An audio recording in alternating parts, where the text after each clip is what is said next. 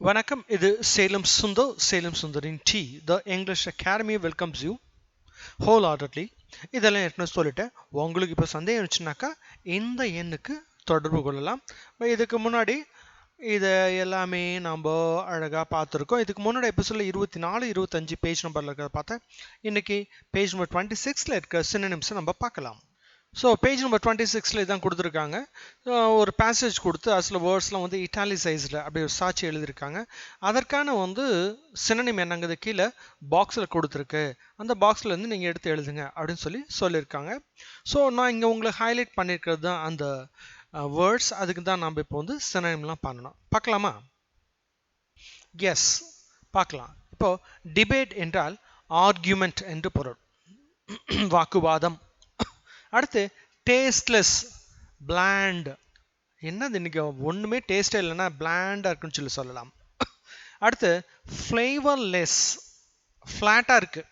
ஃப்ளாட்டுங்கிறது நிறைய அர்த்தத்தில் மீனிங் வரும். பட் இந்த இடத்துல ஃப்ளேவர்லெஸ், ஃப்ளேவர்லாம் வந்து என்ன சொல்கிறது, ஒரு வாசனையே இல்லாத அப்படிங்கும்போது ஃப்ளாட்டாக இருக்குன்னு சொல்லலாம்.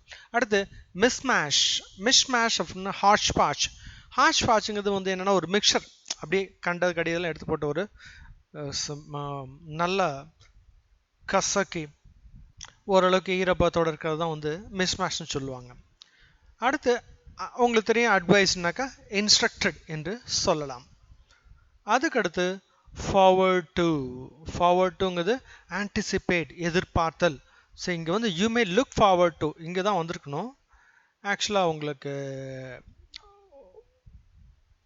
எஸ், லுக் ஃபார்வர்ட் டு என்றால் தான் ஆன்டிசிபேட், எதிர்பார்த்தல் என்று பொருள். அதுக்கடுத்து பயஸ்டு என்பது வந்து ஒரு மாறுபட்ட கருத்து உள்ளது. அது வந்து prejudiced என்றும் சொல்லலாம். நீங்கள் வந்து நான் சொல்கிறது வந்து இல்லை, நீங்கள் தப்பாக சொல்லுங்க சார், அது பயஸ்டு கருத்து அப்படின்னாக்கா மாறுபட்ட கருத்து, அவ்வளோதான். அதுக்கடுத்து ஆப்சல்யூட்டுங்கிறது உங்களுக்கு நல்லாவே தெரியும். ஆப்சல்யூட்னா அட்டர், கம்ப்ளீட்லி என்று பொருள். ஸோ ஆப்சல்யூட் டிலைட்னாக்கா ஒரு அட்டர் டிலைட், அற்புதமான முழுமையான ஒரு சந்தோஷம், உணர்வு.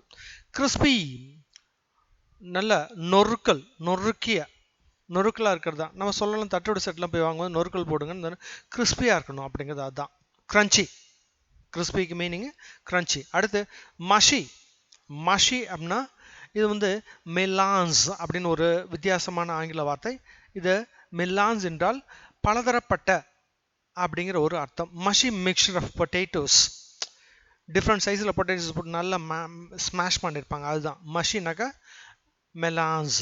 அடுத்து எக்ஸ்ப்ளோடிங்னாக்கா பர்ஸ்டிங், அப்படியே நாக்கில் அந்த டேஸ்ட் அப்படியே வெடிக்கும்னு சொல்லுவாங்க, எக்ஸ்ப்ளோடிங், பர்ஸ்டிங். அடுத்து ஓவர்வொர்க்ட் எம்ப்ளாயி, ஓவர்வொர்க்னாக்கா மிகவும் கடுமையாக வேலை செய்து. டாக்ஸ்னாக்கா உங்களுக்கு வந்து சேல்ஸ் டேக்ஸ், இன்கம் டேக்ஸ் வந்து வேற ஒரு இது. இந்த இடத்துல டேக்ஸ்னாக்கா மிகவும் அதிகமான வலி அப்படிங்கிற ஒரு அர்த்தம். ஸோ ஓவர்வொர்க்ட் எம்ப்ளாயினாக்கா பயங்கரமாக கஷ்டப்பட்டு வேலை செஞ்ச ஒரு எம்ப்ளாயி அப்படிங்கிற ஒரு அர்த்தம் டாக்ஸ்டு. அடுத்து கன்சியூம் என்றால் ஈட்னு வச்சுக்கலாம், ட்ரிங்க்னு வச்சுக்கலாம், டேக், எது வேணாலும். இந்த இடத்துல ஈட் தான் கொடுத்துருக்கோம், அதை நம்ம எடுத்துக்கலாம். அடுத்து எக்ஸ்போர்ட்டட் என்றால் டிரான்ஸ்போர்ட்டட், இது உங்களுக்கு நல்லாவே தெரியும்னு நினைக்கிறேன். ஸோ இதுதான் இந்த ஆக்டிவிட்டி 3யோட சினோனிம்ஸ். ஓகே ஃப்ரெண்ட்ஸ், உங்களுக்கு நல்லா புரிஞ்சிருக்குன்னு நினைக்கிறேன். எந்த சந்தேகம் வந்தாலும் தயக்கம் இல்லாமல் கேளுங்க. Feel free to contact me. Bye.